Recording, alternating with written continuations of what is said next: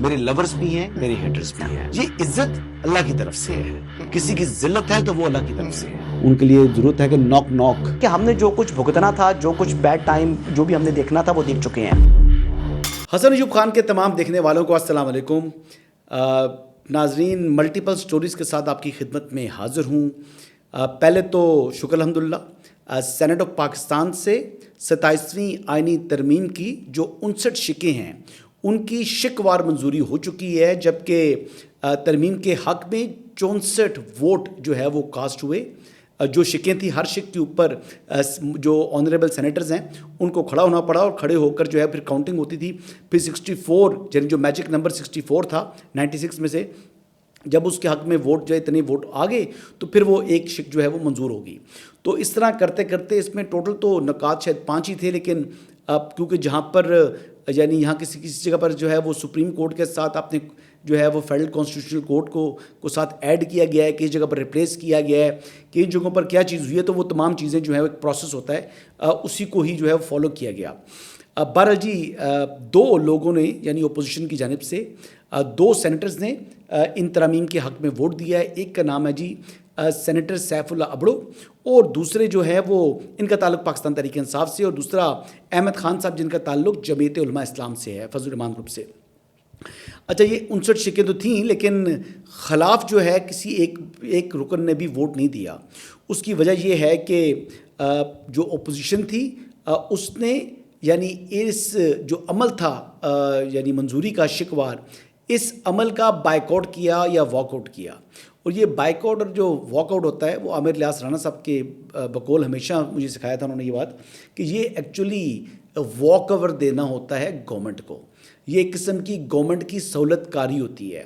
یہ ایک قسم کا جو ہے وہ حکومت کو سپورٹ فراہم کرنا ہوتا ہے یا کندھا فراہم کرنا ہوتا ہے. یہ بقول عامر الیاس رانا صاحب کے, کیونکہ آج تو جس طریقے کا ہم نے احتجاج دیکھا نیشنل اسمبلی کے اجلاس کے اندر, وہ چیز ہمیں جو ہے وہ چیز سینیٹ آف پاکستان میں دکھائی نہیں دی. ہاں, لیکن جہاں پر احتجاج ہونا تھا وہاں پر احتجاج اس طرح کا ہوا نہیں. جہاں نہیں ہونا تھا وہاں پر جناب ٹکا کر احتجاج کیا, یعنی قومی اسمبلی کے اندر. بہرحال جی, وہ بات میں کئی دفعہ کہہ چکا ہوں کہ ہونی کو کون ٹال سکتا ہے, جو اللہ کا حکم ہوتا ہے وہ ہو کر رہتا ہے. اور سینیٹر جو سیف اللہ ابڑو صاحب ہیں وہ مستعفی ہو گئے, اور فلور آف دا ہاؤس ہی انہوں نے کھڑے ہو کر اپنا استعفیٰ دے دیا. انہوں نے اپنے خیالات کا اظہار کس طرح کیا, آئیے سنتے ہیں. لاسٹ ایئر صاحب جب بات ہوئی تھی 26ویں امینڈمنٹ پہ, تو میری فیملی کے 10 ممبر, میری مسز اریسٹ ہوئی تھی. کسی کو پتا ہے یہاں میرے پارٹی نے کتنا میرے لیے آواز اٹھایا تھا؟ 10 ممبر. کوئی ایک بھی سینیٹر کہے پی ٹی آئی کا جس کے بندے اٹھائے گئے تھے, میرے 10 فیملی ممبر اٹھائے گئے تھے. اور سر اس کے بعد جب وہ ترمیم ہو گئی تو آپ نے بھی زحمت کی, شہادت صاحب نے بھی تب الیکشن کمیشن کو جا کے آپ کے وہ اپلیکیشن دی, آپ نے بھی ڈی نوٹیفیکیشن کے لیے الیکشن کمیشن کو ریفرنس بھیجا.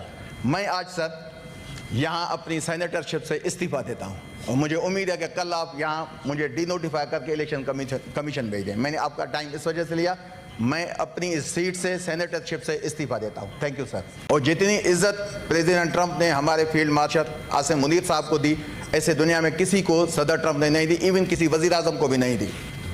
بات یہ ہے سر, میں نے جو آج یہاں ووٹ دیا ہے, میں نے اپنے فیلڈ مارشل اور پاک افواج کی وجہ سے ووٹ دیا ہے. اب یہ دیکھیں جی, انہوں نے کہا جی کہ میں فیلڈ مارشل کے لیے ووٹ دینے آیا, اور یہ فیلڈ مارشل سے متعلق جو بات کر رہے تھے ان پر تنقید کرتے ہیں جو کہ بلا جواز ہے.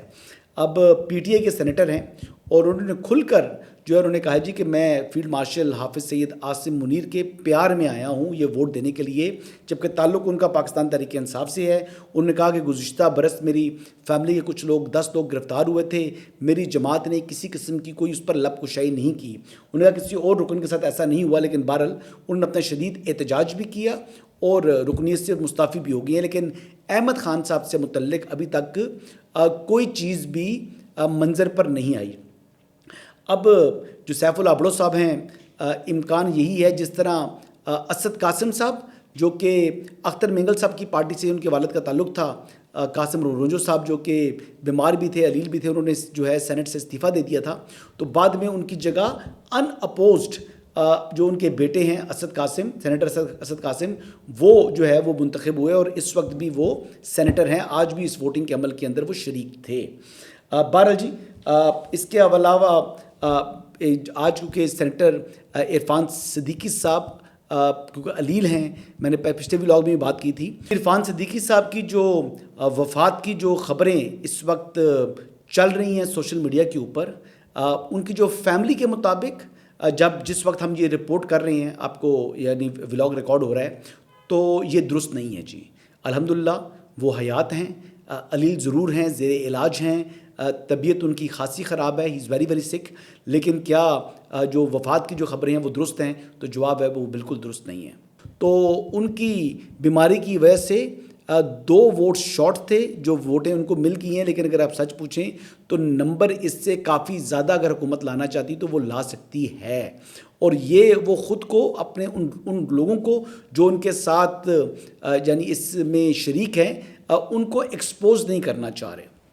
بہت سے لوگ ایسے تھے جو کہ خود یہ سمجھتے ہیں کہ یہ جو ترامیم ہیں یہ ملکی مفاد کے اندر ہیں، یہ ترامیم جو ہے ان کا کانشیس اس بات کو تسلیم کرتا ہے، اور وہ اس حوالے سے رضامند بھی تھے، چاہے وہ جمعیت علماء اسلام کے یعنی اپوزیشن کا جو الائنس ہے اس کے سینیٹرز کی میں بات کر رہا ہوں، وہ سینیٹرز جو ہے اس حق میں ووٹ دینا چاہ رہے تھے۔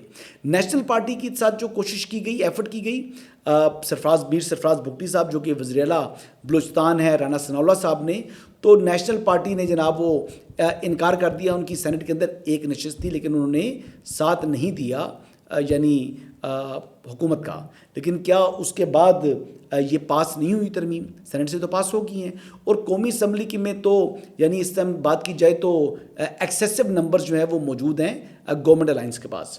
بہرحال جی ایک اور اضافہ ہو چکا ہے جی، بلال فاروق تارڑ صاحب نے آج بطور رکن قومی اسمبلی عہدے کا اپنا حلف اٹھا لیا ہے، کیونکہ وہ ان اپوزڈ جو ہے وہ الیکٹ ہو چکے ہیں وزیر آباد سے رکن قومی اسمبلی۔ ان کا اوتھ آج جو اسپیکر ہیں ایاز صادق صاحب انہوں نے لیا۔ Now I request Mr. Bilal Farooq Tar Saab, member elect, to rise in his seat and take oath.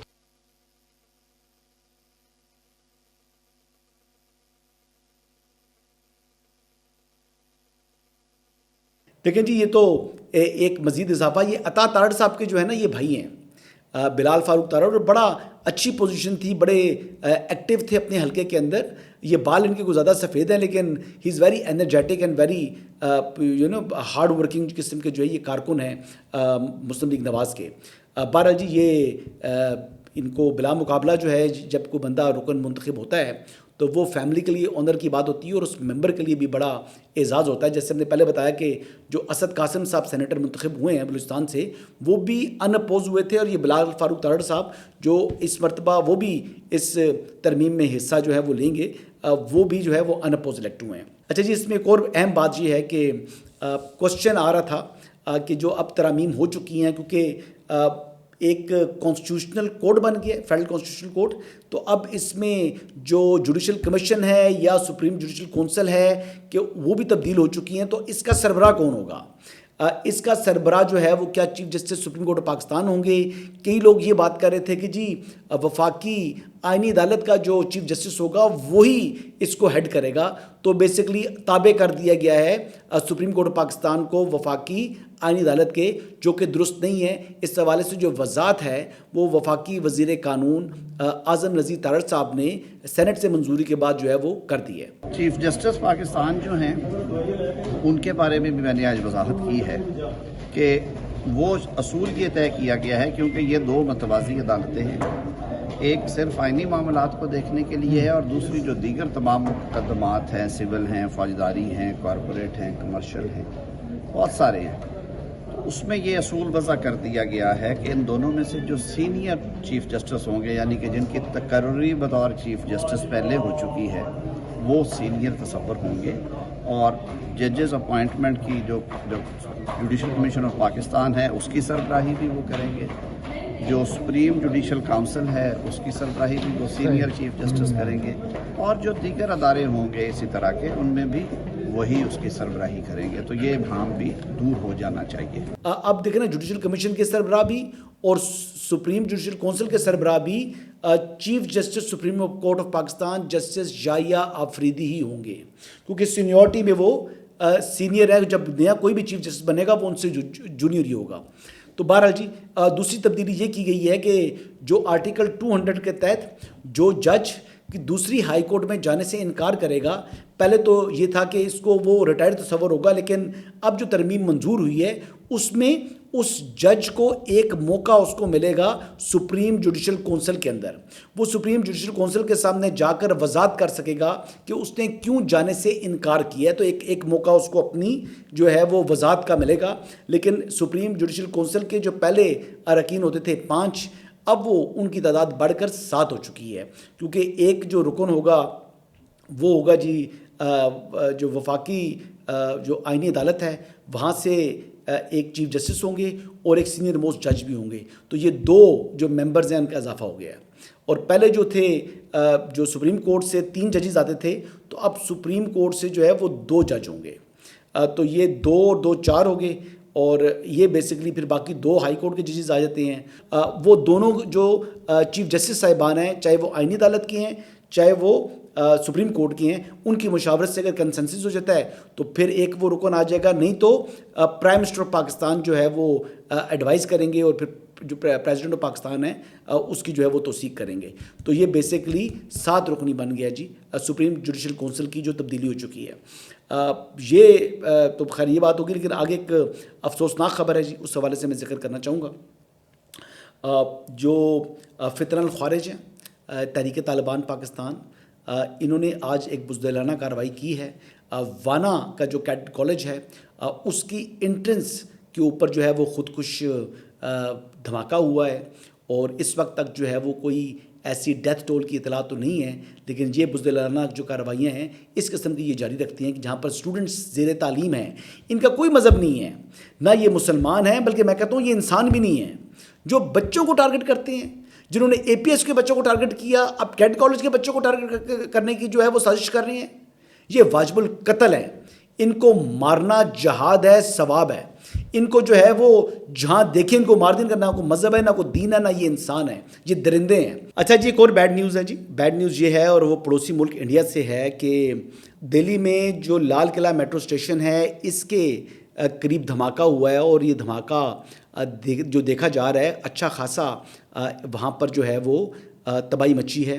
जो एक मोहतात इस टाइम तक जो फिगर आ रहे हैं जो कि मुख्तलिफ सोर्सेज से, तो इस वक्त तक एक शख्स जो है वो जहाँ बहाक हो चुका है, जबकि 5 शदीद ज़ख्मी हैं। लेकिन ये जो नंबर इब्तदाई नंबर आते हैं ये कभी भी दुरुस्त नहीं होते, ये नंबर आहिस्ता आहिस्ता बढ़ता भी है, या कई दफ़ा जो है ना वो डैमेजेस ज़्यादा होते हैं। तो ये तो बिल्कुल इब्तदाई इत्तलात हैं जिस टाइम हम ये जो है अपना व्लॉग जो है ये रिकॉर्ड कर रहे हैं। बहरहाल जी, जहाँ पर भी दहशतगर्दी हो पाकिस्तान ने हमेशा उसकी मजम्मत की है। पाकिस्तान क्योंकि ख़ुद सबसे बड़ा जो है वो दहशतगर्दी का विक्टिम है। आज जिस तरह मैं आपको बता रहा था कि कैडेट कॉलेज वाना के दाखिली जो गेट है वहाँ पर जो है वो फितरल ख्वारिज इन्होंने जो है वो TTP जो कि इनकी प्रॉक्सीज़ है इंडियाज़ की, उन्होंने जो है वो ये धमाका किया, जहाँ पर बच्चों को टारगेट कर रहे हैं। तो हम तो कहते हैं कि दुनिया के किसी कोने के अंदर भी दहशतगर्दी को जो है वो सपोर्ट पाकिस्तान नहीं करता। पहलगाम वाक़े के अंदर भी पाकिस्तान ने बड़े वाज़ेह और दो टोक अंदाज में एक इंडिपेंडेंट इंक्वायरी का कहा था।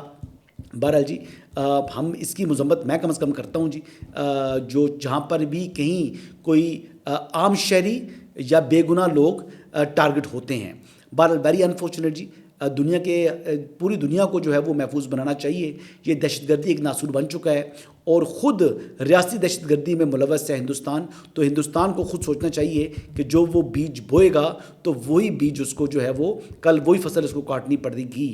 कल आज आप पाकिस्तान के अंदर दहशतगर्दी कर रहे हैं तो आप ख़ुद भी महफूज नहीं रहेंगे। ये दहशतगर्द जो है ना ये किराए के कातिल हैं, ये किसी के सगे नहीं हैं, ये इंडिया के भी सगे नहीं हैं। तो लिहाजा अब सिंपल बात ये है कि जो दहशतगर्दी का वाक़या है ये काबिल मज़म्मत है, और जो इसमें मुलव्वस हैं उनको जो है वो गिरफ़्तार करना अब जो है वो इंडियन सिक्योरिटी फोर्सेस की ज़िम्मेदारी बनती है, और अपने शहरियों को महफूज बनाना भी उनकी अवलीन तरजीह है। लेकिन वंस अगेन जी बहुत अफसोस है जो ये वाक़या पेश आया। यही आज के अपडेट्स हैं, कल दोबारा आपकी खिदमत में हाज़िर हूँगा। इजाज़त दीजिएगा, अल्लाह हाफ़िज़।